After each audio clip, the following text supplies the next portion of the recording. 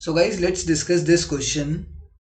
Question is, which of the following influence price elasticity of demand? चारों में से price elasticity of demand को influence कौन सा करता है? मतलब हमसे पूछे गए हैं क्वेश्चन में फैक्टर्स अफेक्टिंग, हमसे क्या पूछा गया? Factors affecting price elasticity of demand. Price elasticity of demand को कौन कौन से फैक्टर्स अफेक्ट करते हैं? तो फर्स्ट इसमें लिखा है nature of commodity. Nature of commodity is one of the factors that affect the price elasticity. Nature में कौन से आ जाते हैं? Whether it is a necessity good और it is a luxury good. Luxury good है या नेसेसिटी गुड है? अगर नेसेसिटी गुड होगा तो प्राइस वो कैसी रहेगी? इनइलास्टिक डिमांड रहेगी। वहीं अगर लग्जरी गुड होगा तो डिमांड कैसी हो जाएगी? इलास्टिक हो जाएगी। इसका एग्जाम्पल मैं तुम्हें समझा चुका हूँ, और अगर नहीं भी समझाया, मतलब तुमने वो वीडियो नहीं देखा, तो नेसेसिटी गुड क्या होता है? नेसेसिटी गुड में प्राइस में अगर फर्क आ भी जाए और लग्जरी गुड में अगर प्राइस में फर्क आ जाए तो बहुत ज्यादा चेंज देखने को मिलता है। लग्जरी गुड की बात कर रहा हूँ। अगर लग्जरी गुड में प्राइस में फर्क आ जाए तो बहुत ज्यादा चेंज देखने को मिलता है। कल को अगर गोल्ड का प्राइस इंक्रीज हो जाए तो लोग जो गोल्ड खरीदना चाह रहे हैं वो थोड़ा सा कम खरीदेंगे, क्योंकि उनको पता है इतना ज्यादा प्राइस में वेरिएशन आ गया। उनके इनकम लेवल जो है, उनके इनकम लेवल से अब वो बाहर निकल चुका है, उनकी रेंज में नहीं रहा अब गोल्ड, तो डिमांड में बहुत ज्यादा फर्क आ जाएगा। वहीं अगर बात करें नेसेसिटी की, अगर चावल का दाम 20% 30% भी बढ़ जाए बट लोगों को खरीदना पड़ेगा because that is a necessity, तो उसकी डिमांड में कोई ज्यादा वेरिएशन नहीं आता। तो फर्स्ट फैक्टर जो है नेचर ऑफ द कमोडिटी, मतलब this is one of the factor of price elasticity of demand. Option number 1 तो सही है। इनकम लेवल भी इफेक्ट करता है। इनकम लेवल के अंदर दो आ जाते हैं ना, एक तो हो गया पुअर, एक हो गया रिच, और एक मिडिल क्लास। ये तीनों भी,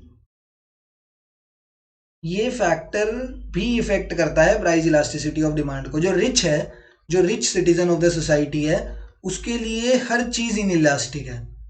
वो मोह माया से, पैसों की मोह माया से परे है, उसके पास खूब पैसा है।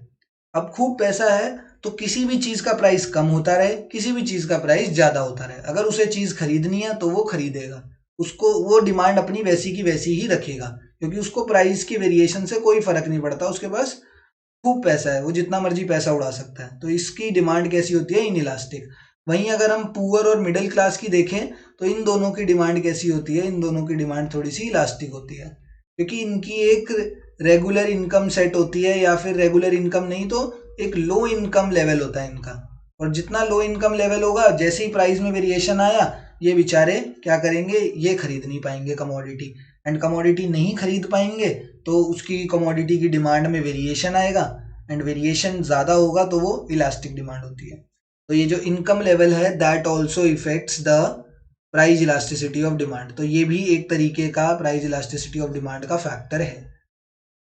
नेचर ऑफ द कमोडिटी भी फैक्टर है, income level is also a factor, and the third one is number of substitutes. Availability of substitutes है ना, अवेलेबिलिटी ऑफ सब्सटीट्यूट्स है, नंबर ऑफ सब्सटीट्यूट्स एक ही बात है। नंबर ऑफ सब्सटीट्यूट्स अगर higher हैं एंड नंबर ऑफ सब्सटीट्यूट्स अगर कम है, नंबर ऑफ सब्सटीट्यूट्स अगर हायर है तो उसकी डिमांड कैसी होगी? इलास्टिक होगी। एंड अगर नंबर ऑफ सब्सटीट्यूट्स कम है तो कैसी होगी? इन इलास्टिक होगी। रीजन ध्यान से समझते हैं। रीजन बड़ा ही सिंपल सा है कि अगर एक प्रोडक्ट है, इसके सब्सटीट्यूट्स अवेलेबल है ही नहीं मार्केट में, जैसे मैंने बात करी गोल्ड की, एंड वहीं मैंने यहाँ पर जिसके क्लोज सब्सटीट्यूट्स बहुत ज़्यादा अवेलेबल हैं, मैंने किसकी बात करी? मैंने बात करी मैगी की।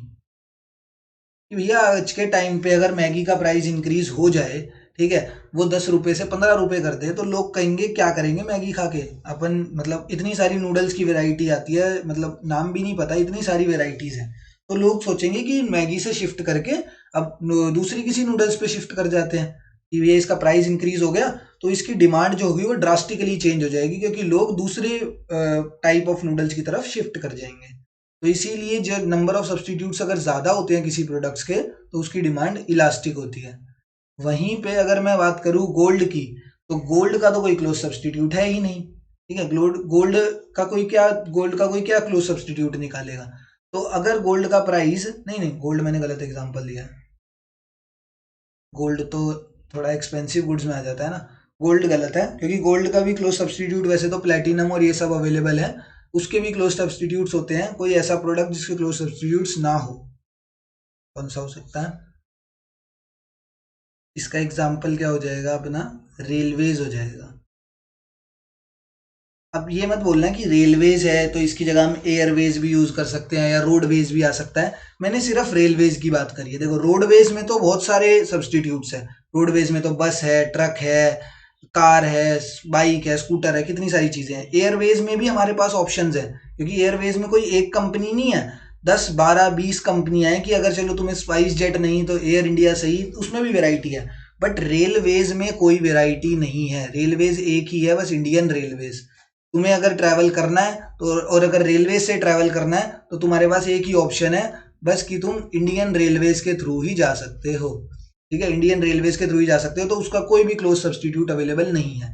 एंड जब किसी प्रोडक्ट का कोई क्लोज सब्सटीट्यूट अवेलेबल नहीं होता तो उसकी डिमांड कैसी रहती है, इनइलास्टिक ही रहती है। इनइलास्टिक रीजन बीइंग कि अगर ये प्राइस बढ़ा भी दे, प्राइस अगर इसने बढ़ा भी दिया रेलवेज ने, तो लोगों के पास कोई अदर ऑप्शन नहीं है। और अगर वो, सिर्फ ये इसलिए बोल रहा हूँ, ये एप्लीकेबल है सिर्फ रेलवेज के लिए। मैं ये, अगर इसने प्राइस बढ़ा दिया तो लोग शायद रोडवेज का ऑप्शन चूज कर ले, ऐसा हो सकता है। बट अगर किसी का मन है कि उसको रेलवे में ही ट्रैवल करना है, बस उसको रेलवे में ही ट्रैवल करना है, ऐसा मन है किसी का, तो और अगर यहाँ पर प्राइस इंक्रीज हो भी जाए तो भी वो यहीं और कुछ कर नहीं सकता, उसको इसी में ही ट्रैवल करना पड़ेगा, क्योंकि उसके पास कोई अदर ऑप्शन नहीं है ट्रैवल करने के लिए। दैट्स वाई उसकी कैसी डिमांड होगी, a product having low close substitutes will have a inelastic demand. तो ये चारों ही, ये तीनों ही are the factors that affect the price elasticity of demand. That's why option number 4 is the correct answer to this question.